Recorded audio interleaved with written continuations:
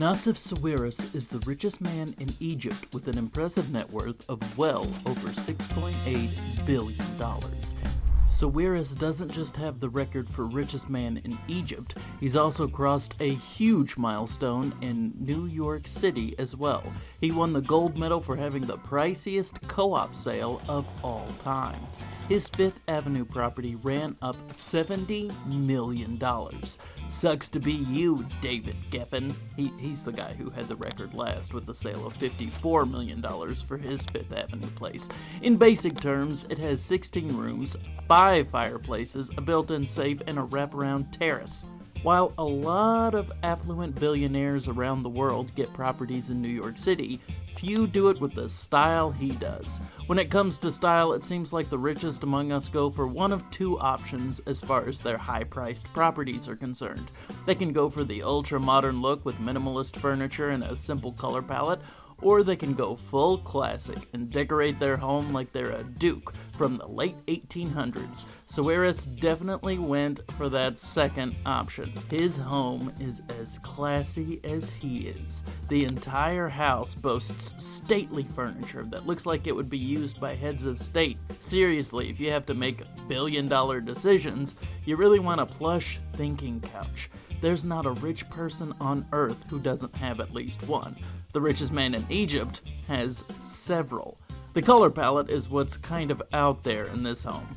Some rooms are cream-colored and soft, while others have a bold forest green that flows from walls to the curtains to the furniture. Most of the time, I would say this is kind of a funky choice, but for this home, I think it's so bold that it actually works. If you're gonna go forest green, at least commit to it.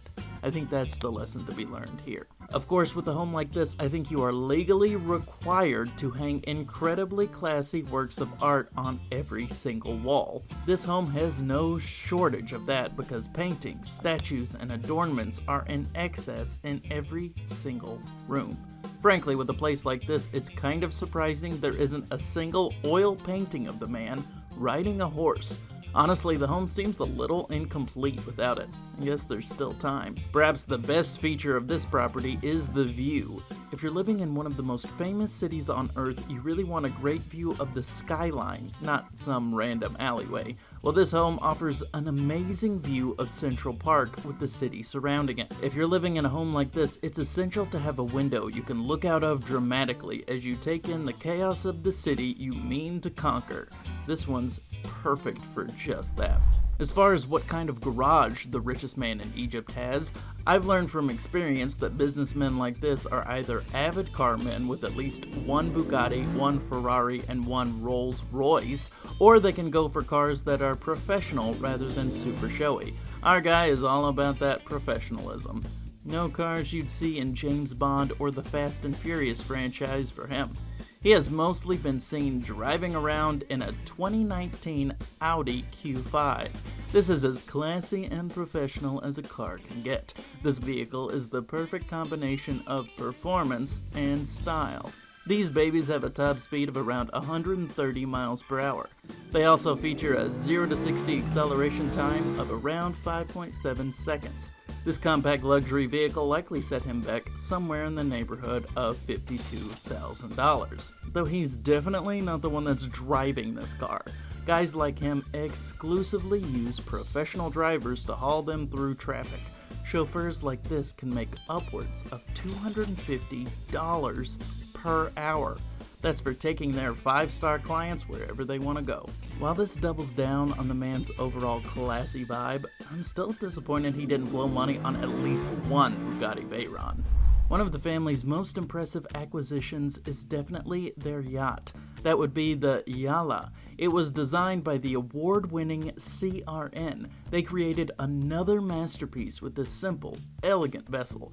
It is 240 feet in length with a top speed of 19 knots. It can host 12 guests in 6 cabins along with 22 crew members in 10 cabins. As you could imagine, this yacht is incredibly expensive. It's been said that this beauty is worth around $80 million. If that wasn't enough, this baby is quite the expense each and every year. The estimate is that running this yacht runs about $8 million annually. As far as crazy amenities go, this yacht has several. Reportedly, it comes with its own beauty salon, which I've gotta say is a first for yachts I've covered so far. It's also said to include a private beach club. Both of these services almost certainly include a host of employees, ranging from bartenders to hairdressers and more. So these are even more luxury expenses on top of what has to be an already expensive vessel. I've got to say, I think that's money well spent. This yacht was so impressive, even by luxury yacht standards, that it was a finalist for the Showboats Design Awards 2015 for interior design. Somehow it didn't land the grand prize.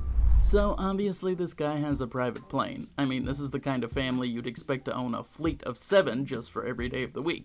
Well, it doesn't look like that's quite the case. It seems like the entire family all use 2 private jets to take them all over the world. And people say families like this can't be economical. They have 2 different Gulfstream G650s, one of the most popular jets for affluent families like theirs. And once you see inside, it's easy to see why. Planes like this have all smooth, creamy leather furniture and a ride that probably doesn't even feature a bump even in turbulence. These jets are no easy purchase either. They run for upwards of $65 million. That means both of these cost the family somewhere in the neighborhood of $130 million. That's just the purchase payment too. Annually, each of these runs a bill of $3,347,620 between 2 jets. That means they pay around $6,695,240 annually. The cost per flight hour comes out to $8,369. For a family like this who take international flights as often as most normal people take the bus, I have no idea how much they likely pay for their flights. Even so, all of this together is just a drop in the bucket. Trust me, this entire family is loaded. When it comes to a Sawiris family wedding, this family goes next level. When it came time for Nassef's nephew to tie the knot, Anzi Naguib Sawiris, they pulled out all the stops. They actually held the wedding at the foot of the Great Pyramids. Egyptian pyramid weddings are not exactly a rarity. People travel from all over the world to get their nuptials in the shadow of one of the greatest wonders of the world. Chances are that the ultra-private Sawiris celebration ranked up there with the best of them. My guess would be somewhere between $5 and $10 million easy.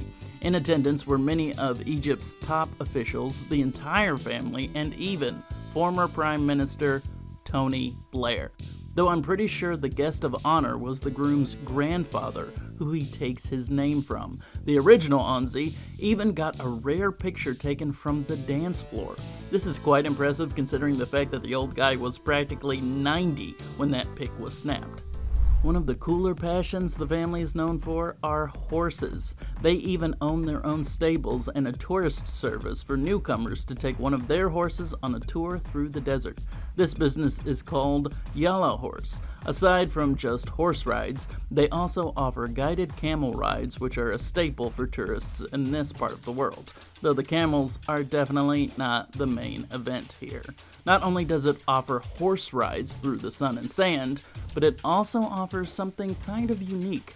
Their specially trained horses can actually offer rides through the water as well. You can actually pay for horseback swimming.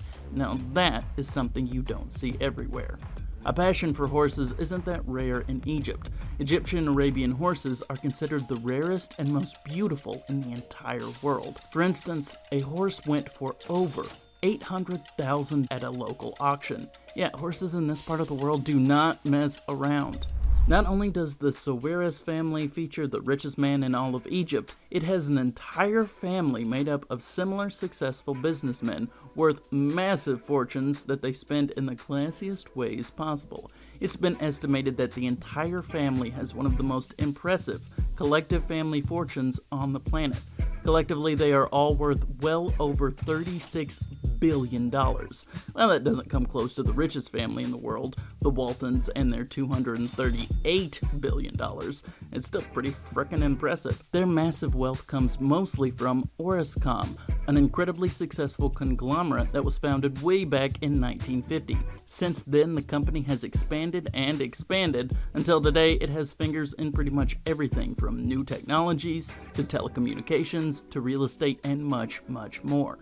Currently, the company itself is said to be worth around $4.1 billion. Sure, it's not quite the Egyptian empire of Mansa Musa, history's richest man, who is worth an equivalent of $400 billion today, but whose fortune compares to that one? The patriarch who is responsible for turning the Sawiris name into one of the biggest in all of the world was Nassef Sawiris himself. He was the founder of Orascom and made it into the success it is today. At his peak, Nassef was worth well over $1.1 billion. Back when being a billionaire was a much bigger deal than it is now. He may have dropped off the billionaire list at the end of his life, but you can't say he wasn't a huge success. His company was under constant threat from the ever-changing government in Egypt. In fact, at one point he was in exile in Libya before he was able to return to his home country and the company his family is famous for. No matter how big his 3 sons get, they'll never hope to compete with the man who started it all. All of the Sawiris brothers are incredibly successful. You know that leads to quite a bit of sibling rivalry. For instance, you've got his brother Naguib Sawiris, who has a sizable fortune himself with an impressive $3.4 billion. While he's not among the richest men in the world like his brother, who comes at 16th, he's still in the 3 commas club. Only 2,755 people out of 7.7 billion people in the world can claim billionaire status. So that's still pretty freaking impressive. As far as his class and elegance goes, look no further than his latest obsession. That would be with Mykonos, Greece. He has been making waves in the area as a huge investor, going in on several businesses and apparently several multi-million-dollar property deals. I don't know exactly what property he picked up. From what I know about luxury properties in the area, I think I can safely say that it's an ultra-modern property with a thin lap pool that faces the ocean. They all do that, trust me. He's also planning to build a 5-star resort in the area, adding yet another amazing property into the family's ever-growing portfolio of luxury acquisitions. Naguib is a big investor in gold as well. He's a believer in its staying power over the next few years. Like Ron Swanson, he said that a sizable portion of his net worth is invested into gold. That includes a gold mining fund that he has poured well over $1.4 billion into. Everyone else is going for imaginary cryptocurrency, and he's wanting the real stuff you can weigh by the pound. You gotta respect that. What's truly impressive is this man's rep.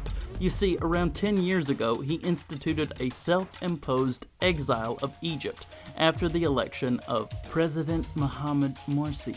Economic downfall in Egypt was enough to tempt him back to the country. After a year away from his home, he finally returned and was treated to quite the welcome. The president sent him a personal envoy who presented the businessman with flowers. It was said that just his return to the country boosted business sentiment in the area. Now that is next level. In any other family, Samih Sawiris would probably be the most impressive. Compared to his brothers, though, he's definitely third best. I mean, look no further than his net worth. He has a pathetic fortune of only $850 million. Yeah, the man's not even a billionaire. How disappointing. Still, he's said to be just as shrewd of a businessman, even if he's not quite as successful. As far as his classy credentials go, he is the proud owner of a luxury Swiss hotel. The Chetty Andermatt is the perfect combination of classic and modern, exactly what this family is known for. Every inch of this ski resort is grandiose to the max. It has it all. It has all of the luxury accommodations that you'd expect. That includes spa services, luxury dining options, and rooms so lovely you might never want to leave. Of course, all of it is a modern masterpiece as well. From the dramatic lighting to the eccentric furniture to the simplistic color palette are all worthy of being works of art. While the entire family dabbles in real estate here and there, there's no comparing any of the various hotels and properties the rest of the family owns to this one. In the hotel game, he is definitely the greatest of the three brothers. That probably helps a little with the sibling rivalry, I would think. The hotel made headlines recently because they agreed to actually accept cryptocurrency as a valid form of payment. This is no small change because most places in the world aren't even close to accepting crypto. How far away are we from being able to stay at a 5-star hotel for one of those NFTs of Michael Jordan dunking a basketball? Of course, if he wants his brother Naguib to stay, they better be accepting giant gold bars as well. This is no cheap stay either. It looks like snagging a room in this 5-star establishment will run you at least $900, and that's if you really get a deal. If he's anything like this hotel, he might actually be the classiest one in the family, even if he's not the richest. As rich as the family is, you'd imagine their vast wealth could do quite a bit of good. Well, you'd be exactly right. Onzi was all about charity and passed that on to his sons. The most notable organization under the family banner is the Sawiris Foundation for Social Development. The organization primarily deals with enhancing the job market in Egypt through scholarships, training, and more. They also offer literary prizes for Egyptian literature. Nassef Sawiris took his father's passion for education and ran with it. He gave the University of Chicago Booth School of Business a grant of $6 million. This money was donated to help found a first-of-its-kind executive education program in Egypt. Dad would certainly be proud. Naguib Sawiris actually had a charitable proposal so extreme that no one really wanted it. He wanted to buy an island in Greece in order to help with refugees. He pledged a stunning $100 million to his idea and even offered to manage the entire project. It was so wild that no one went for it, much to his incredible frustration. Even that much wealth isn't enough to fix the world's problems if no one agrees. The family is also known for their political beliefs. Onzi, in an era and an area not known for it, was very into progressive women's rights. His wife went on to say that even though they married at a very young age, he made sure that she stayed in school and got her master's degree. Naguib Sawiris is no stranger to the microphone when it comes to his beliefs as well. In fact, he is all over the Russian invasion of Ukraine, telling anyone who will listen just how terrible the entire ordeal is. In fact, I think if it was up to him, the governments of the world would have put an end to it a long time ago. As intense as this family is, I really want HBO to make a Succession-style show based on their antics. You just know it would be a hit.